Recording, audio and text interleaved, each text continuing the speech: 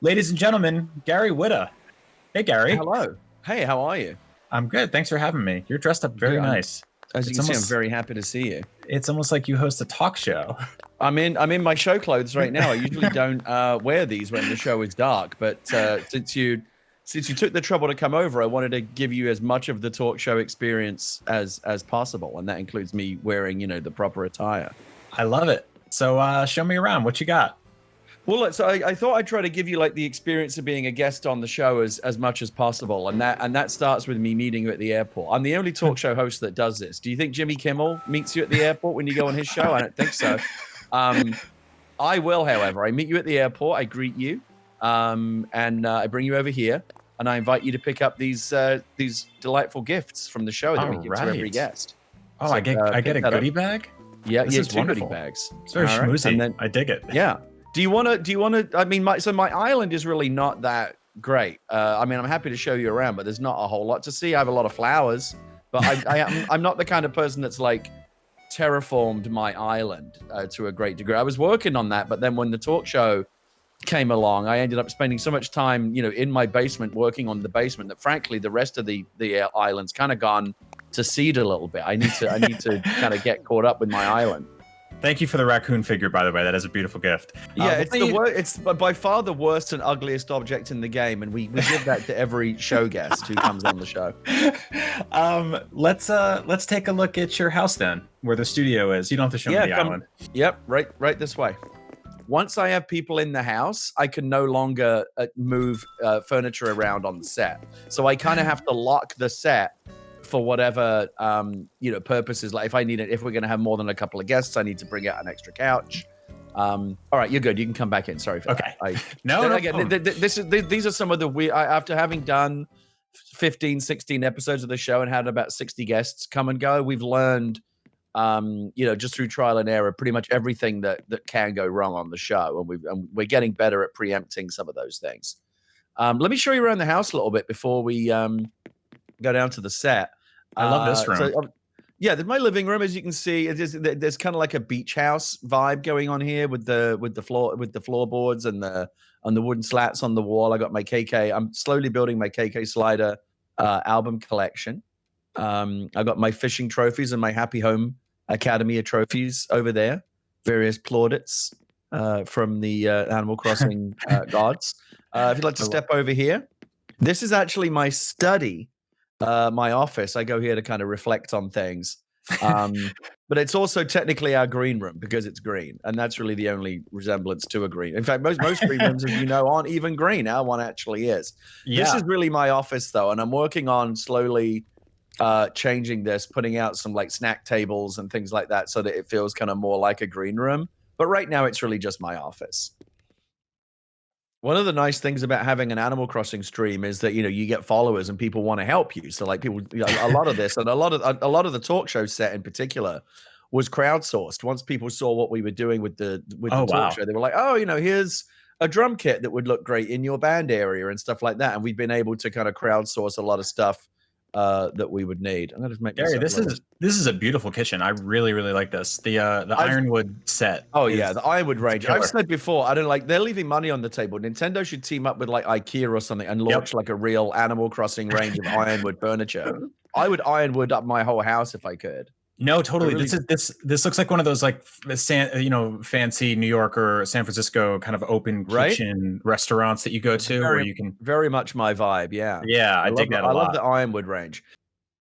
I just realized something in this game. When you have a bathroom, you can't close the door on it. Like it's just like it's just an open door. Yeah, it's very weird. I got the new Whirlpool, the new Whirlpool tub. I just added that. That is beautiful. Yeah, I like the mat you put over here to wash your hands. You got a little milk handle in the corner. Yeah, I got a bidet that's relatively new. The wash, I got to do my washing in here. This is a little. I think this is a little close. These two.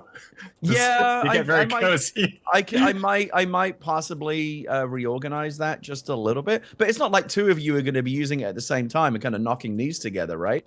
That I don't know. Let's give it a shot. All right, let's give it a shot. Okay. There you go.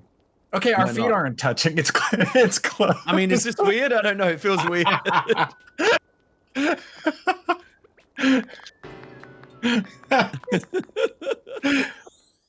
I don't really spend a lot of time up here anymore, but this is the bedroom area. I love this. This is very cozy. Yeah. The other set that I really like, other than the Ironwood set, is the Imperial set. Yeah. The shelves are from the Imperial set. This dresser over here, look at this beautiful dresser. Have you seen the Imperial bed? It's a bit much. Like it's a 4-poster. I tried it in this room, but it kind of dominates the whole room. It really does. Yeah. No, this dresser is great. Yeah, it's really, really beautiful. Have you seen the Imperial dining table as well? Yeah, that's a lot too. That's a really fancy one. But I do like that set. Mm-hmm. And I recently discovered, I didn't know this, but like any fish that you catch, if you put it out, it comes with its own aquarium, which is really cool. Yeah, which is really awesome. I like that this one's by the window. It reminds me of like a Finding Nemo scenario where it would figure out a way to escape through a storm drain or something. Yeah, well, this is the dory fish right here. Maybe she will escape one day. Who knows? I got a little hamster back here as well. That's great. One thing that I think doesn't get enough credit in this game is like it actually has really good lighting effects. Like at night when I turn the lights off, all of the lighting from the globe and the lava lamp, it kind of like reflects off the walls, and it's actually really cool. Yeah, no, that's awesome. This game does a really good job of simulating lighting, especially when you have a wallpaper that has some nice windows, like this one. And honestly, I mean, I like my house; it's good enough for me. But I've seen some houses where like you can tell that the person that's done it like really like understands like the interior, like what good interior design is all about. And it's a credit to like their skills as an interior designer and their kind of aesthetic taste, but also what Nintendo's done with this game. Like you could make really beautiful looking interiors with this game. Yeah. That's the rest of the house. Let me take you down to the set. This is where the magic happens down here. All right. Our set is built very, very Wayne's World. Our set is in the basement. Oh, this is gorgeous. I love this. Yeah, I'm really, really pleased with what we were able to put together here. I haven't seen these. I have basically I built like the Up at Noon studio in my place, but you have these like professional TV cameras. Yeah, I have I can send you any of these items. I have these in black too, these cameras. They come in white and black. And you can turn them on and off. Like right now, these really shouldn't be on because the set's dark, but yeah, you can turn them on and off.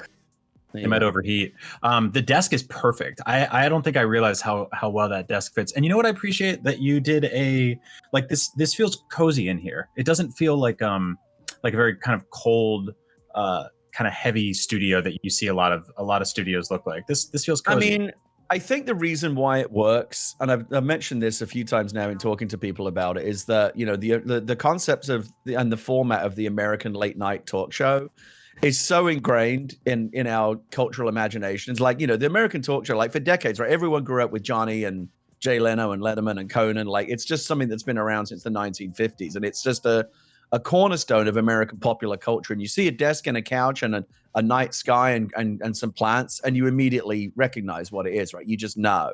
Yeah, and absolutely. The desk is perfect. It wasn't really the desk as so much it was when we got honestly, if it weren't for the wallpaper, I don't think this show would work. I really mean that. Like we had all kinds of other wallpaper up in the background, and it kind of looked a bit like the Merv Griffin show.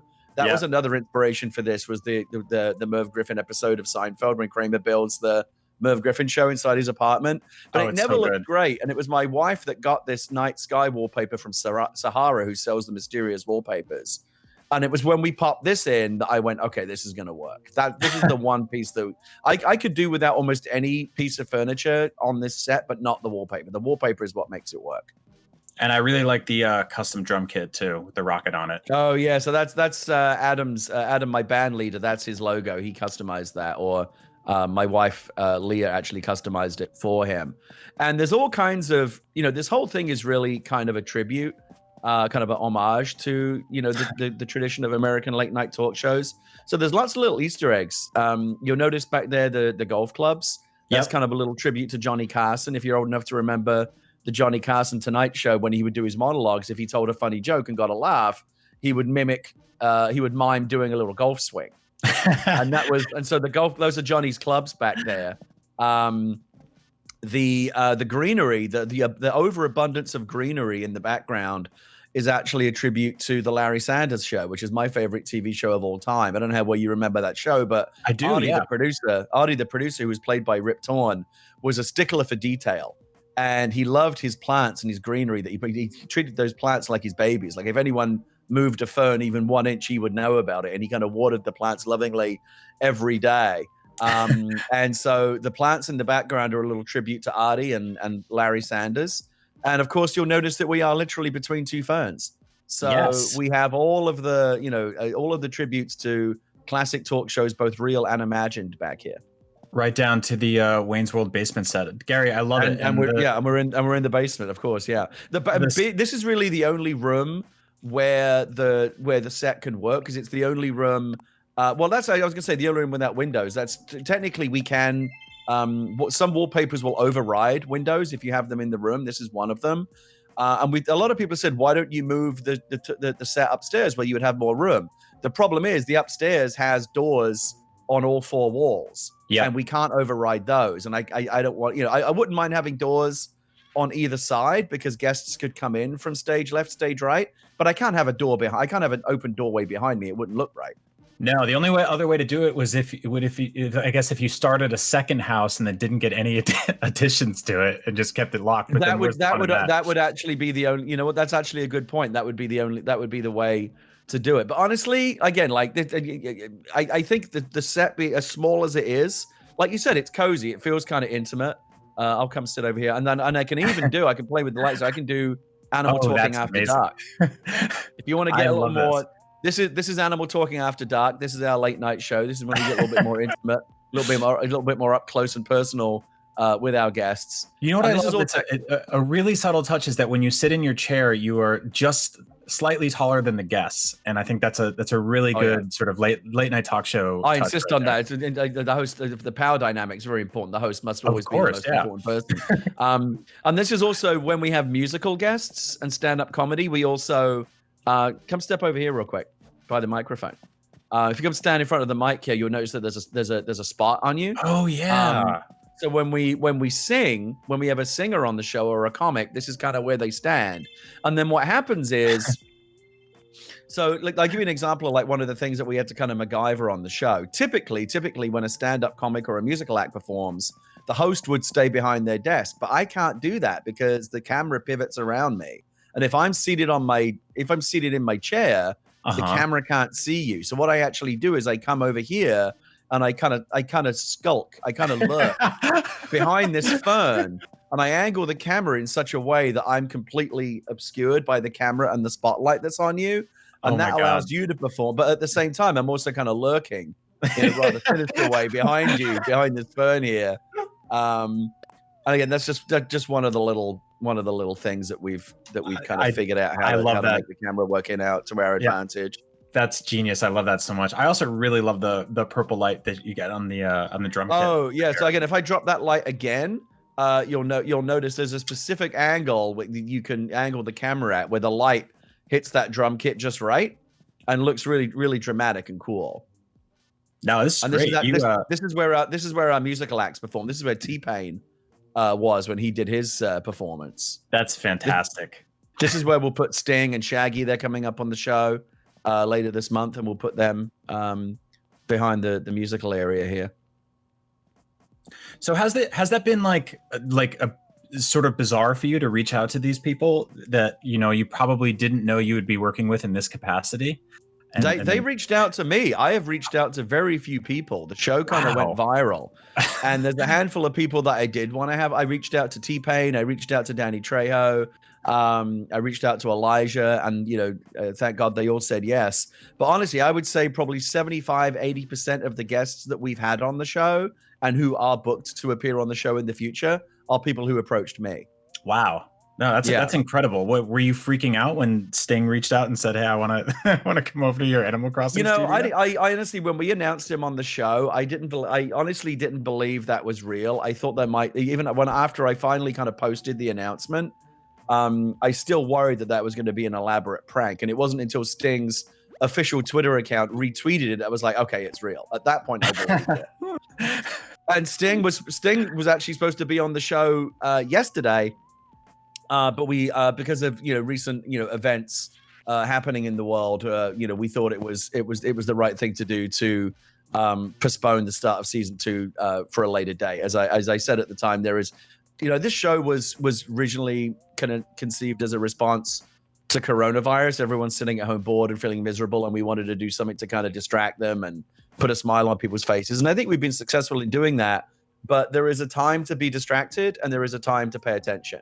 And right now, I think people should be paying attention, and that's why we postponed season 2. We did do a special charity fundraiser episode of the show this past weekend in support of colorofchange.org, which is an organization that campaigns for racial justice. We raised $10,000 for Color of Change this weekend with a 6-hour fundraiser, and that was really cool. We had a bunch of amazing guests who all showed up at the last minute and donated their time, and many of our guests even donated to the fundraiser.